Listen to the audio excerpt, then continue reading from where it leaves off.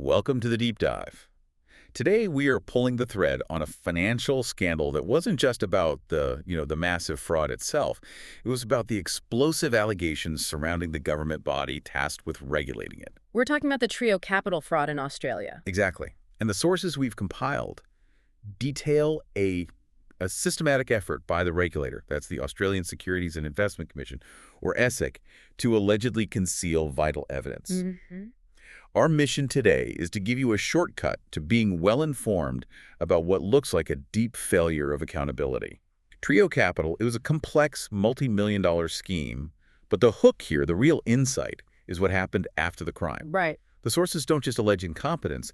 They claim the regulators systematically fed a false narrative to keep its own investigative shortcomings and potentially political interference completely hidden. And to really get the gravity of these claims, you have to understand what ASIC is supposed to be. It claims it's an independent government body set up under the ASIC Act of 2001. Its whole purpose is to promote fair participation, enforce the rules, and, protect consumers. Right. But the source material we're diving into today fundamentally challenges that claimed independence. It suggests that when the chips were down, ASIC chose narrative control over transparency. Okay, let's unpack this, because this isn't just about an ordinary mistake, is it? Not at all. What the sources allege is that when the legislative branch parliament tried to investigate this incredibly costly fraud, they weren't just missing a few pieces of context. They were allegedly denied the core necessary facts needed to perform any kind of independent oversight. Yeah, the core allegation here centers on the Parliamentary Joint Committee, the PJC, and then a later Senate inquiry. And the PJC is basically Parliament's watchdog for the regulator, for ASIC. That's right. And according to the source analysis, both of those inquiries relied pretty much entirely on incomplete and in some cases misleading information that was provided by ASIC itself. So think of it this way. Parliament's job was to test ASIC's fitness for purpose, to ask, did the regulator do its job? Exactly. But the sources stress that because ASIC allegedly withheld vital evidence, the inquiry is just. They missed that crucial opportunity. The parliamentarians, they had no idea of the true extent of the information ASIC was keeping quiet. So what did the public actually know? Well, the public heard about the high-level stuff, the suspensions, the bans, a few criminal charges filed against some people. Of the details. The source material emphasizes there was little or no public available information about the crime itself, which meant all the accountability discussions started from an incomplete official narrative. And this is where the mechanism of this alleged cover-up becomes a bit clearer. The sources claim that many documents covering ASIC's own internal timeline, their investigative reasoning, they were either never released or are heavily redacted. So imagine you're an investigator for Parliament or a victim's representative. You get a document and 90% of it is just black marker. Right. When you have a blackout on that scale, any real accountability, any true scrutiny, it becomes impossible. The regulator allegedly controls the narrative completely. It allows them to effectively do what ASIC wants. That ability to just withhold information, it really sets the stage for what comes next. It does. Because the source material goes beyond just investigative failures. Yeah. It claims ASIC was allegedly sitting on critical data points before the scheme even fully got off the ground. Which suggests this wasn't just a case of being surprised by some clever criminals. What's fascinating here is just how many of these critical data points were allegedly silenced. The source material says ASIC knew the key figures in the fraud. James Sutherland and Jack Flater, before the Trio Capital scheme even started. And it goes further than just knowing their names. How so? The document suggests ASIC was aware that Sutherland and Flater's business activities had previously led to the sentencing of another Australian, and that charge was for fraud against the Commonwealth. Wow. So, a prior history of fraud directly linked to the main players. That should have been a massive flashing red flag. It should have been. Yet the sources claim this critical context was allegedly withheld from the public and from Parliament. That seems, that's an almost unbelievable oversight. Are the sources suggesting this was just gross incompetence, or was it purposeful? Well, the specific omissions that are detailed in the sources, they really do paint a very specific picture. We aren't talking about minor administrative errors here, are we? No. The sources claim ASIC specifically withheld evidence that an overseas fund manager actually offered to help with their investigations into Trio Capital. Oh, offered to help? Yes. And that ASIC declined that offer of international cooperation. Then, allegedly, they never told the public or Parliament about the offer or their refusal. That's a huge decision to keep quiet. Absolutely. When a regulator declines assistance in a massive international fraud case, that choice demands intense scrutiny. And the source claims ASIC completely failed to provide that scrutiny or even acknowledge that the choice was made. But wait, here's where the story takes a turn into the truly bizarre. According to the source material, ASIC was completely silent about a Hunter Biden connection with Trio Capital. Right. And they were also silent about the transfer of more than $50 million of investor money. And the cumulative effect of all these alleged failures to disclose, the prior history, the declined assistance, these massive transfers, is the claim that ASIC fundamentally failed in its duty to act as a model litigant. Which, in simple terms, just means they're supposed to present a complete, honest, and unbiased account of the facts to the court and to the public. Exactly. And when a regulator fails to do that, they are prioritizing a narrow, maybe even self-protective outcome over the full pursuit of justice. The sources maintain this pattern of non-disclosure allowed the next stage of the drama to unfold. And this failure to act as a model litigant, it sets the stage for the next explosive allegation, which is that ASIC wasn't just failing to fully investigate, but that it was allegedly following a specific political directive. Here's where it gets really interesting. The source material claims ASIC was not acting as an independent regulator when it allegedly followed a directive that came directly from the office of Mr. Shorten, who was the Minister of Superannuation at the time. And that directive allegedly demanded ASIC pursue one specific person, a financial advisor named Ross Tarrant. To understand the weight of this allegation, we need to connect the dots the way the sources connect them. Okay.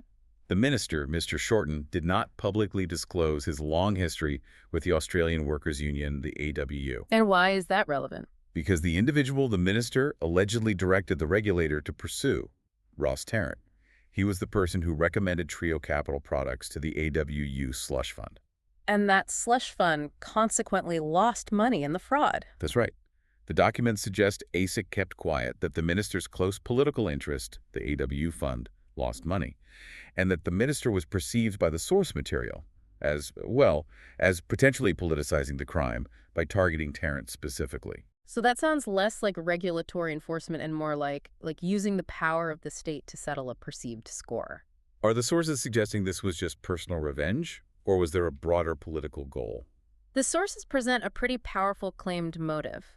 They allege that Mr. Shorten's actions were perceived as revenge, and that the ultimate political goal was actually to benefit union-run superfunds by demonizing the self-managed superfund sector. This is a really crucial distinction in the Australian superannuation system. So if we connect this to the bigger picture, the source material alleges that by focusing the enforcement actions so narrowly on an advisor who was linked to a union fund and who was also associated with the self-managed sector, the minister was exercising a clear bias for the union-operated superfunds. And the sources state this alleged bias was carried out outside the public's vision, right? It wasn't in the official story. Exactly. It was not captured in the official narrative presented to Parliament. So the sources are painting a picture of a senior political figure allegedly using the regulator to settle a perceived personal or union debt.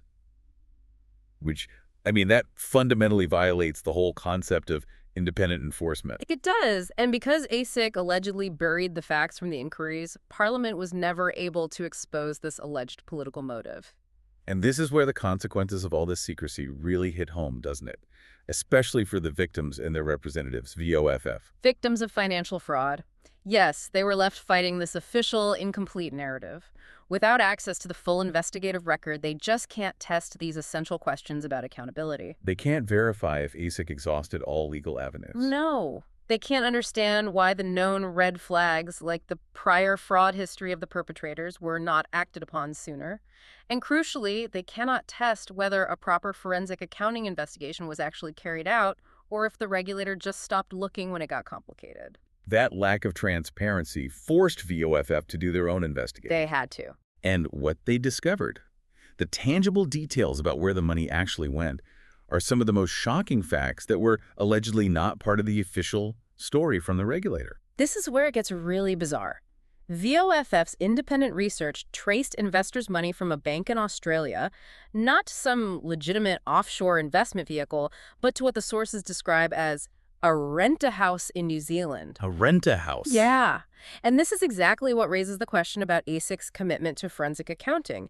If the victims' representatives could trace the money to a literal rental home in another country, why wasn't this a central part of the official investigation? But wait, there's a detail that takes this from regulatory failure to almost movie villain territory. According to the source material, money was also traced to a private school in China. That's not a standard or even plausible investment portfolio. No. The sources claim these specific unknown transfers to a rent-a-house and a private school were clearly not in the creditor's interest. It strongly suggests the purpose of the transfer was concealment and illicit gain. Yet the regulator's official narrative allegedly didn't include these basic money trails. That is a devastating point for the sources. If the regulator is supposed to be following the money and they allegedly miss these highly unusual transfers to places like an undisclosed rental property or a private school on another continent. It suggests a profound operational failure that the inquiries were never allowed to scrutinize. So what does this all mean? The sources conclude that the government has to stop concealing these dark secrets. They argue that the full, honest account of the trio story, including all the missed red flag warnings and the entire forensic money trail, it has to be made public. And the age of the case is irrelevant, right? The need for transparency and full accountability remains. To sum up, what we have unpacked today is a complex story. A major financial fraud that was allegedly compounded by systemic regulatory failure, detailed allegations of political intervention, and systematic evidence concealment that prevented any effective independent scrutiny by Parliament. For you, the listener, the takeaway here isn't just about an Australian fraud case. The key insight is how easily a regulator, regardless of the country, can exploit the knowledge gap between themselves and an oversight body just by controlling the narrative and withholding vital evidence. Especially concerning those known pre-scheme red flags. Exactly. When essential facts are redacted or simply omitted, public confidence is eroded and justice for victims is ultimately denied. This kind of structural failure, it really transcends borders. And this raises the profound unanswered question that builds on all the details we've unpacked today. Why were certain lines of inquiry, specifically pursuing the money trails that VOFF later found, not pursued vigorously earlier in the investigation? If Parliament and Treasury ministers are alleged by these sources to have turned a blind eye to cover-ups and misinformation about the fraud and the alleged political interference, what structural mechanisms of accountability can truly enforce the independence that ASIC and other similar bodies claim to possess? That necessity for truly independent oversight is the challenge that remains.